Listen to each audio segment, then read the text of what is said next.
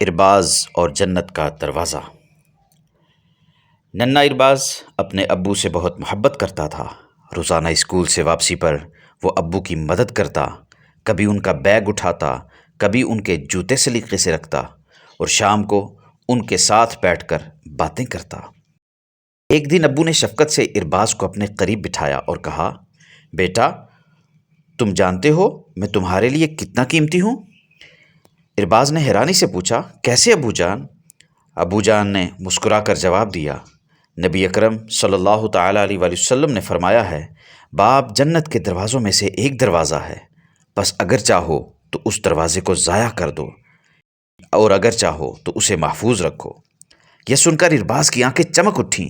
اس نے مضبوطی سے ابو کا ہاتھ تھام کر کہا، ابو جان، میں اپنا دروازہ کبھی ضائع نہیں ہونے دوں گا، میں ہمیشہ آپ کی خدمت کروں گا۔ ابو نے شفقت سے ارباز کے سر پر ہاتھ پھیرا اور کہا، بیٹا، جو اپنے والدین کی عزت کرتا ہے اللہ تعالیٰ اس کے لیے جنت آسان کر دیتا ہے۔ اس دن کے بعد ارباز ہمیشہ اپنے ابو کا خاص خیال رکھتا۔ جب ابو تھکے ہوئے ہوتے تو وہ ان کے لیے پانی لے آتا، جوتے سیدھے کرتا اور ان کے چہرے پر مسکراہٹ دیکھ کر خوش ہوتا، کیونکہ ارباز جان گیا تھا کہ ابو صرف اس کے والد ہی نہیں، جنت کا ایک دروازہ بھی ہیں۔